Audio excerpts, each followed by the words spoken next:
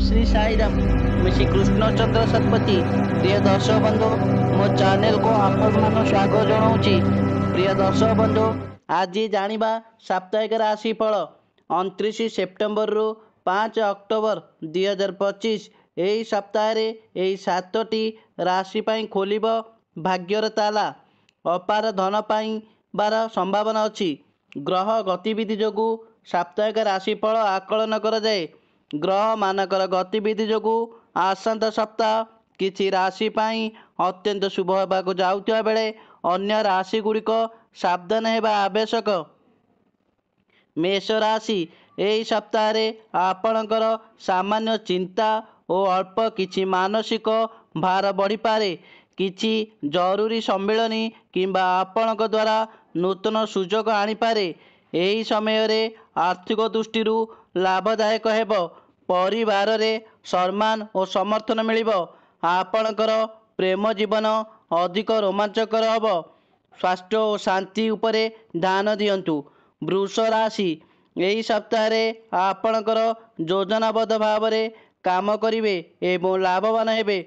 आर्थिक क्षेत्र रे और परिवार मामला रे आपणकर सकारात्मक आसीपारे। व्यवसाय और वाणिज्य रे सफल हेबे। चाकरी करुथिबा व्यक्ति माने उपरिष्ठ अधिकारी ठारू समर्थन मिलिब। आपण आपणक परिवार किछि भल खबर पाई पारंती। आपणको आपणक स्वास्थ्य प्रति मध्य ध्यान देबाक पड़िबो। मिथुन राशि ए सप्ताह आपणकर व्यस्तबहुल कार्यसूची सहित आरंभ हेब। कर्म क्षेत्र रे नूतन सुजोग आसीपारे। व्यवसाय माने लाभवान हेबे। पारिवारिक जीवन रे बहुत भल रही। प्रेम संपर्क भावप्रवण भाव में गभीर हेब। छात्र माने सेमानक अध्ययन रे सफलता पाइबे। आत्मचिंतन और धीरता आपणक मध्य शक्ति आनीपारे। स्वास्थ्य आपणकर स्थिर रहिबो। कर्कट राशि ए सप्ताह भाग्य आपणक सपक्ष रहिबो। चाकरी करुथिबा व्यक्ति मानकु नूतन दायित्व मिल पारे। आर्थिक लाभ हेबार संभावना अछि। आपणकर पूर्वर बाकी थिबा कार्य ता संपूर्ण हेबो और बाकी थिबा टंका फेरस्त पाइबे। आपणक जीवन साथी सहित आपणक संपर्क अधिक मधुर रहिबो। यात्रा रे सफल हेबे और आपणकर स्वास्थ्य भल रहिबो। सिंह राशि ए सप्ताह आपणकर चैलेंज सहित आरंभ हो पारे, किंतु आपणकर कठिन परिश्रम एवं आत्मविश्वास आपण को जेकोसी परिस्थिति को दूर करिपाओ। कार्य क्षेत्र में नूतन सुजोग आनिबे। व्यवसाय और वाणिज्य लाभवान हेबे। प्रेम और दाम्पत्य जीवन भल रहिबो। सप्ताह शेष आड़कू यात्रा करिवार संभावना अछि। आपणकर स्वास्थ्य प्रति यत्नवान हुंतु। कन्या राशि ए सप्ताह आपण सफलता एवं सम्मान आनीदेव। चाकरी करिथिबा व्यक्ति विशेष माने सेमानक काम पय प्रशंसित हेबे। नूतन व्यवसाय और वाणिज्य लाभवान हेबे। आपणकर आर्थिक स्थिति सुदृढ़ रहिबो। आपणकर परिवार रे खुशी और आनंद रहिबो। आपणकर प्रेम रे सफल हेबे और आपणकर स्वास्थ्य भल रहिबो।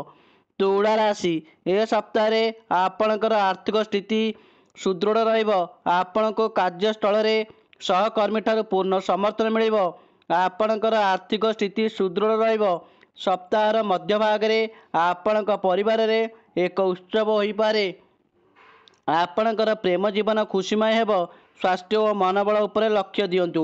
बिछा राशि ए सप्ताह आपण अत्यंत भाग्यशाली रहिबे। व्यवसाय और वाणिज्य रे लाभवान हेबे। पड़ी रहिथिबा कार्य एवं बाकी रहिथिबा टंका फेरस्त पाइबे। आयर परिमाण वृद्धि हेब। चाकरी करथिबा लोक माने क्यारियर रे उन्नति हेब। प्रेम जीवन मधुर रहिबो। पारिवारिक समर्थन आपण को आगु बढ़ाइबो। आपणकर स्वास्थ्य भल रहिबो। जमी संपत्ति किंबा विनियोग संबंधी कार्य सफल हेबे। धनु राशि ए सप्ताह आपणकर भाग्य आपणकर सपेक्ष रहिबो। व्यवसाय वाणिज्य सफलता सहित लाभवान हेबे। आयर परिमाण वृद्धि हेब। चाकरी करुथिबा व्यक्ति माने पदोन्नतिर सुजोग पाई पारंती। पारिवारिक परिवेश सुख रहिबो। आपणक प्रेम जीवन खुशी वृद्धि पाइबो। छात्र छात्री माने विद्या क्षेत्र में सफलता हेबे। आपणकर स्वास्थ्य भल रहिबो और पुरातन रोगर मुक्ति मिलिबो। मकर राशि ए सप्ताह आपणक जरूरी कार्य और भारी दायित्व आसीपारे। ଓ ଟିକେ ବ୍ୟସ୍ତବହୁଳ ହୋଇପାରେ, କିନ୍ତୁ ଆପଣ ସେଗୁଡ଼ିକୁ ଭଲ ଭାବରେ ପରିଚାଳନା କରିବେ। ଆର୍ଥିକ ପରିସ୍ଥିତି ସ୍ୱାଭାବିକ ରହିବ। ପରିବାରର ସଦସ୍ୟଙ୍କ ସହିତ କିଛି ସମୟ ଦିଅନ୍ତୁ। ପ୍ରେମ ସମ୍ପର୍କରେ ସତର୍କ ରୁହନ୍ତୁ। ସପ୍ତାହର ଶେଷରେ ଆପଣଙ୍କ ସ୍ୱାସ୍ଥ୍ୟ ପ୍ରତି ଯତ୍ନ ନିଅନ୍ତୁ। କୁମ୍ଭ ରାଶି, ଏ ସପ୍ତାହରେ ଆପଣଙ୍କର ସୃଜନଶୀଳତା ଏବଂ ଚିନ୍ତାଧାରା ସଫଳତା ଆଣିବ। କର୍ମକ୍ଷେତ୍ରରେ ନୂତନ ସୁଯୋଗ ଖୋଲିବ। ବ୍ୟବସାୟୀମାନେ ଲାଭବାନ ହେବେ। ପରିବାର ଓ ବନ୍ଧୁମାନଙ୍କ ସହିତ ସମୟ ବିତାଇବେ ଓ ଆନନ୍ଦଦାୟକ ହେବେ। ଆପଣଙ୍କର ସ୍ୱାସ୍ଥ୍ୟ ଭଲ ରହିବ, କିନ୍ତୁ ଆପଣଙ୍କର ଖାଦ୍ୟପେୟ ପ୍ରତି ଧ୍ୟାନ ଦିଅନ୍ତୁ। ମୀନ ରାଶି, ଏ ସପ୍ତାହଟି ଆପଣଙ୍କ ପାଇଁ ସକାରାତ୍ମକ ହେବ। ଆପଣଙ୍କୁ କାର୍ଯ୍ୟକ୍ଷେତ୍ରରେ ନୂତନ ଦାୟିତ୍ୱ ମିଳିପାରେ। ବ୍ୟବସାୟ ବାଣିଜ୍ୟରେ ଲାଭବାନ ହେବେ। ଆର୍ଥିକ ସ୍ଥିତି ସୁଦୃଢ଼ ରହିବ, କିନ୍ତୁ ଖର୍ଚ୍ଚ ପ୍ରତି ସତର୍କ ରୁହନ୍ତୁ। ଚାକିରି କରୁଥିବା ବ୍ୟକ୍ତି କିମ୍ବା କର୍ମକ୍ଷେତ୍ରରେ ଆପଣ ପ୍ରଶଂସା ପାଇବେ। ଛାତ୍ରଛାତ୍ରୀମାନେ ବିଦ୍ୟା କ୍ଷେତ୍ରରେ ସଫଳ ଓ ପ୍ରତିଯୋଗିତାରେ ସଫଳତା ପାଇବେ। ସ୍ୱାସ୍ଥ୍ୟ ଭଲ ରହିବ। ଜୟ ଜଗନ୍ନାଥ। ପ୍ରିୟ ଦର୍ଶକ ବନ୍ଧୁ, ଯଦି ମୋ ଭିଡ଼ିଓଟି ଆପଣମାନଙ୍କୁ ଭଲ ଲାଗୁଥାଏ ତେବେ ଭିଡ଼ିଓରେ ଲାଇକ୍ ଦେବେ, କମେଣ୍ଟ କରିବେ ଏବଂ ଭିଡ଼ିଓଟିକୁ ସେୟାର କରିଦେବେ। ଆଉ ଚ୍ୟାନେଲଟିକୁ ସବସ୍କ୍ରାଇବ୍ କରିବାକୁ ଭୁଲିବେ ନାହିଁ। ଜୟ ଜଗନ୍ନାଥ।